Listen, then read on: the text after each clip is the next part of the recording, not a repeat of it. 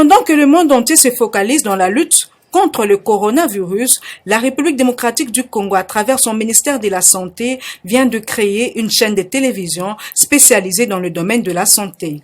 Plusieurs s'interrogeraient sur l'utilité de la création de ce nouveau média, en dépit des organes de presse existants, pouvant également diffuser des contenus sur la santé. Jean-Max Mayaka, coordonnateur des Anisis, explique. Je dirais que l'abondance ne nuit pas. Il était important d'abord de saisir cette opportunité qui nous a été offerte. Ce n'est ni avec les moyens de la République que cette chaîne a été mise en œuvre ou mise à disposition du ministère de la Santé, contrairement à ceux qui se véhiculent comme rumeurs. Ce n'est ni avec l'argent du ministère de la Santé, ce sont des opérateurs qui ont voulu contribuer, qui ont suivi l'appel du chef de l'État, qui consistait à ce que tout le monde se mette ensemble pour combattre, pour lutter contre cet ennemi commun. Et donc, on ne pouvait pas refuser. L'ANISIS a saisi cette opportunité pour permettre à ce que une tranche de la population qui ne peut suivre les chaînes dont vous avez cité tout à l'heure puisse aujourd'hui suivre une chaîne qui est née, qui est dédiée santé, parce que la santé préoccupe le commun des mortels.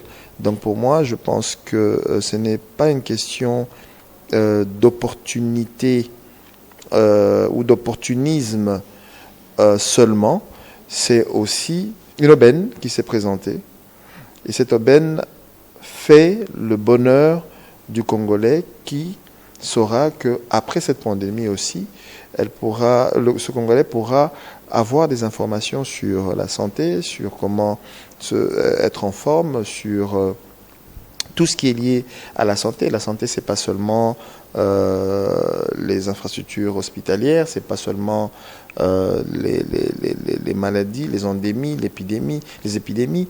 C'est pas seulement tout ce qui est pharmaceutique, mais c'est aussi savoir quoi manger, l'alimentation saine. Ce sont des informations qui sont importantes pour que le Congolais sache le comment et le pourquoi d'avoir une bonne santé, une santé de fer. Les cas des patients atteints du Covid-19 en République démocratique du Congo ne font qu'augmenter. Selon les statistiques données par le comité multisectoriel de la riposte à la pandémie du Covid-19, en date du vendredi 1er mai 2020, le Congo-Kinshasa a atteint la barre de 572 cas confirmés avec 31 décès et 65 personnes guéries.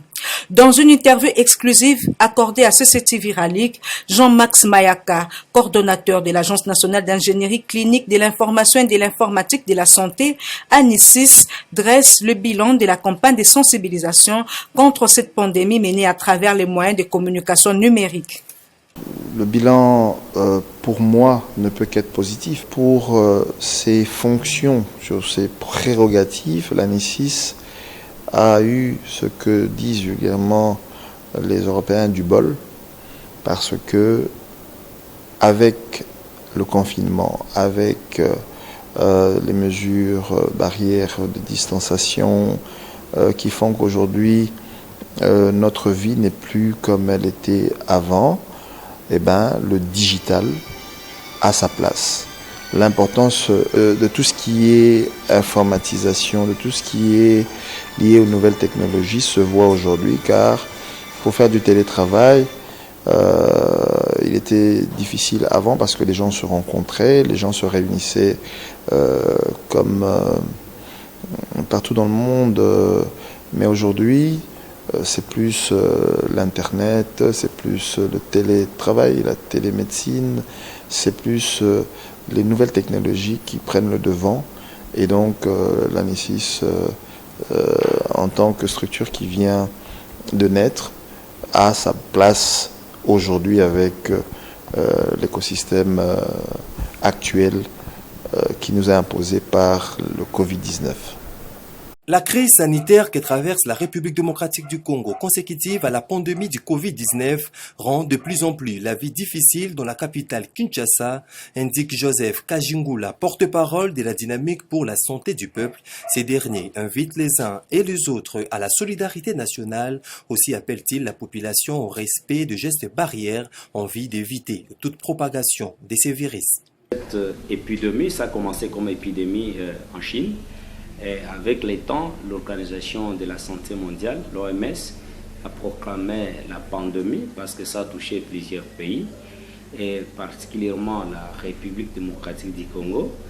Une fois touchée, après le temps, les autorités ont décidé pour décréter les confinements.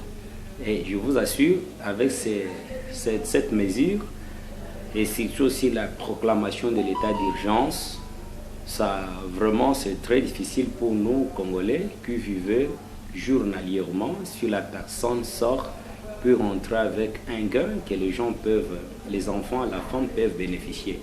Mais je vous assure que c'est un cas de force majeure. Malgré que ça touche intimement notre social, on ne peut rien faire. Nous sommes obligés d'obtempérer, respecter. Mais je sais que sur le plan social, ça a affecté vraiment, parce qu'il y a des familles aujourd'hui qui passent des nuits blanches parce qu'ils n'ont même pas un pain à mettre sous la dent. Je suis sûr que c'est difficile. C'est difficile, mais au lieu de se faire tuer par la famine, la maladie est là, elle tue aussi.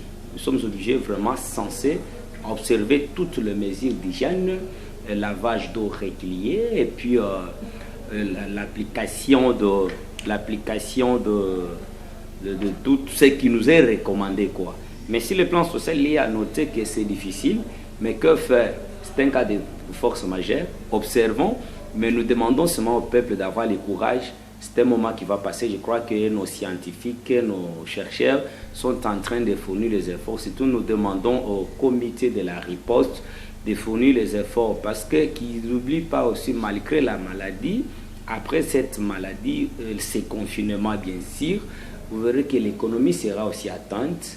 On aura le problème de l'économie. Nous devions tout juste après ces mesures de confinement consacrer les efforts sur l'agriculture. Parce que si les gens peuvent avoir à manger, même s'il n'y a pas l'argent, ils peuvent se maîtriser. La santé n'a pas de prix, dit-on. Ensemble, barrons la route à cette pandémie en vue de sauver des vies.